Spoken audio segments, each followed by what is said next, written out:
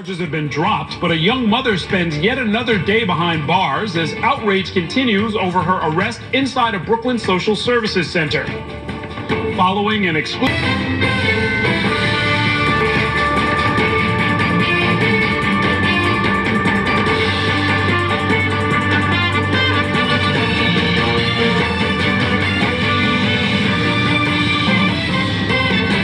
Good evening. Welcome to Inside City Hall for Tuesday, December 11th, 2018. I'm Errol Lewis. We begin tonight with the very latest involving Jazmine Heatley, the young mother who was seen on video grasping her child as police tried to arrest her in a Brooklyn Social Services office. After another day of court proceedings, she is expected to be released from Rikers Island at some point soon.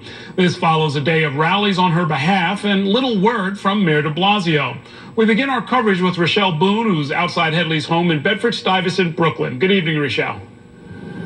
And good evening, Errol. This is where she has been staying with her mother, and this is where we believe she will return following her release from Rikers Island. A judge ordered her release after the Brooklyn District Attorney decided not to pursue the charges against her. In a statement today, the DA called the video of her arrest horrifying. The DA also said that the mother, the 23-year-old mother, and her 1-year-old son had been traumatized enough. Now, she has been at Rikers Island since her arrest, which was captured on that now viral video of officers trying to pull her 1-year-old son, Damone, away from her to arrest her. She was facing charges of resisting arrest and criminal trespass, among other charges, which her lawyer said stemmed from her sitting on the floor of that benefits office. Now, we spoke to Heatley's mother this morning after the news broke, and she said that she is happy to hear that this is happening, but she also was very firm that she wants the officers involved disciplined. I want all of those officers' names, and I want all of them fired. I want the security fired. I want something done at the facility in reference to who's in charge, to whatever the next set of security you have a better training. Now, we are also awaiting that baby's grandmother to return here tonight. He has been in her care since this incident, but she said she had to take him to the hospital. He had a lump, Errol, under his chin that she wanted to have checked out again today.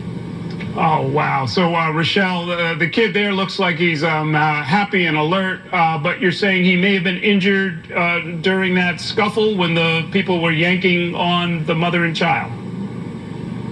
That is what the grandmother is saying right now. Last night, she actually asked me to feel it. She said, I want you to feel here under his neck if you feel a lump. And honestly, I did feel a lump there. I'm obviously no medical expert. I don't know what it was, but he did have a lump there. And she said, yes, that she wanted to take him back to the hospital to have that checked out. Okay, we'll hope for the best there. Thank you very much, Rochelle. Meanwhile, the case dominated politics down at City Hall, although Mayor de Blasio was noticeably absent from much of the discussion, at least publicly. Our Bobby Kuza joins me now with more. And this was the talk of City Hall today, right? It was. And Mayor de Blasio caught some flack from city council members for not being more vocal on this. We'll hear some of that in a minute. But there was a couple rallies today, one at the Human Resources Administration office, a big one at City Hall, where we heard from council member after council member, some of them very emotional. And, you know, there's a lot of different facets to this. Some of them are calling for the police officers involved to be fired. Some of them are more focused on HRA, not only the HRA officers being disciplined, but also providing resources and maybe training to HRA. There's a lot of systemic issues there. You know, Tish James, the public advocate, said, why are there 4-hour waits for social services in the first place? Why wasn't there accommodations for a mother with a child? There should be at least seating for people in those circumstances, for seniors, for people with disabilities. And then, of course, there's the matter of Bill de Blasio. He's been relatively silent. He sent out a tweet yesterday saying it was a disturbing incident. Today he tweeted saying that he applauded the DA's decision to drop charges, but that's been about it. And for some city council members, they said that hasn't been nearly enough. A moment when the entire city is focused on such an appalling and inhumane incident, I think it's important for all leaders to step up and speak about it in a full manner with the, hopefully, moral force of their office behind them. For Mayor Bill de Blasio, he should be at the forefront of this situation, and he should act as swiftly as if that was Charlene McRae on the ground and having Dante at that stage grabbed from Charlene's arms. He should come with the same passion that he would feel if that had been his own wife.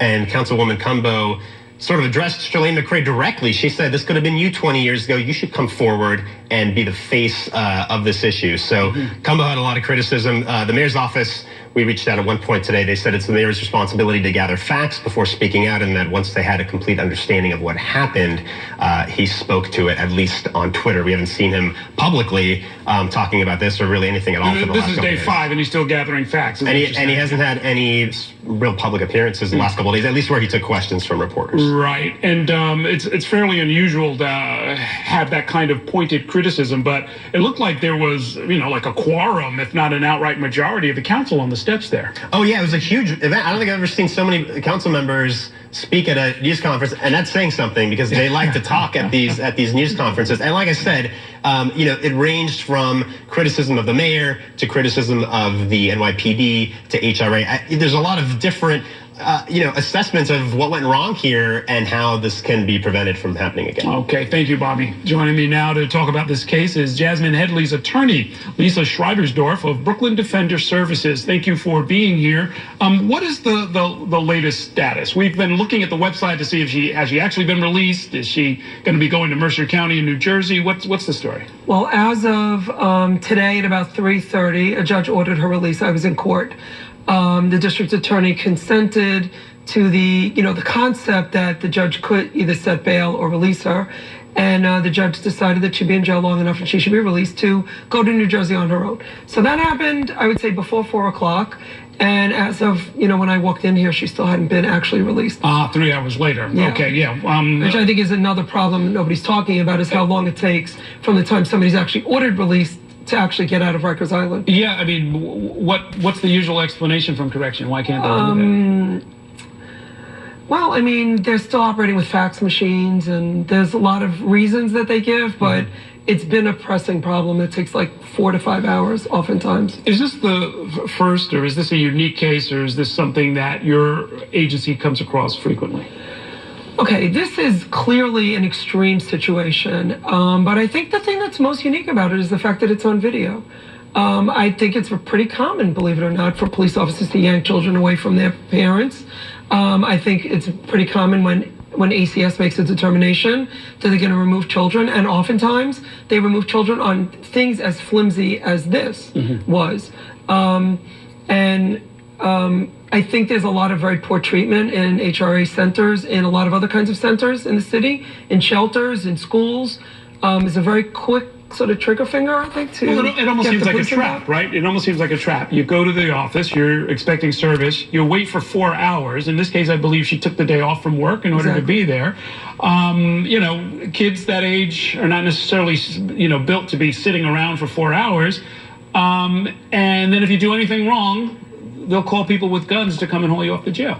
Right, and actually I don't think she did anything wrong. I've spoken to witnesses who were there and said all she did was sit on the floor with the baby, and they said the baby wasn't even crying. There wasn't even anything disturbing about it. The situation was calm. Apparently she had been to there's 2 parts of that office. She went to the part with the food stamps for a couple of hours, took care of that, I guess. I haven't really talked to her in depth about that, but at this point she came in at about 11 to this part of the office after 2 hours in the other part, and who could stand up with a baby for 2 hours? They just kept telling her, stand up, stand up. Right. What would you recommend that HRA do to make this less of an ordeal for people who need to come there for help? Well, I mean, for one thing, think about DMV, right? If you go back in New York City 10 years, DMV was a nightmare. You would go there in the morning, you wouldn't get out till 5 o'clock, you knew it. But then they fixed it a little bit. They have numbers, they have different windows. I think they can do something like that, but they can certainly have enough. They have chairs now where you can make sure you can sit instead of waiting online.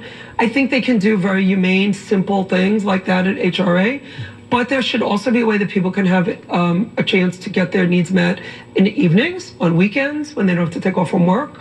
There should be ways that they could spread out, so they're not just everybody showing up at the same time. There's a feeling out there. It always accompanies these stories. I've seen it on social media. People have contacted me saying, why didn't she just hand over the baby? Why didn't she just do what she was told when the cops show up? To which the answer is, well, I haven't asked her about that because I think any mother knows that if somebody's trying to grab your baby, your instinct's just going to be to hold your baby. And I mean, would you trust those officers with your baby? I mean, I wouldn't. I mean, after the way they're acting, I kind of understand. I think it was probably more instinct than anything else. I understand why people are asking that, because when you're watching the video, you wish she would do it because you want it to stop. But it was really, I'm sorry, it's on the officers to stop, not on her. It is on the officers to stop. I guess what I'm wondering is all the way through, at each step, as it gets handed from one bureaucracy to another, no adult steps in. So now it gets to the district attorney's office. All of the facts of the case, the video, the Mickey Mouse charge of, impeding in government administration, when of course they were administering nothing, which is why she was there for 4 hours. Why would the district attorney get an order of protection to protect her from seeing her kid and to separate them? Why would they file charges in any case? Why not just spring her the first night that this happened? I just want to give the DA a little bit of credit in that it's hard for them to sort out these things in the moment. On Friday night when this came through their office, it was Friday night or late Friday night, early Saturday morning, they didn't have the body cam coverage. The Facebook video hadn't gone out yet.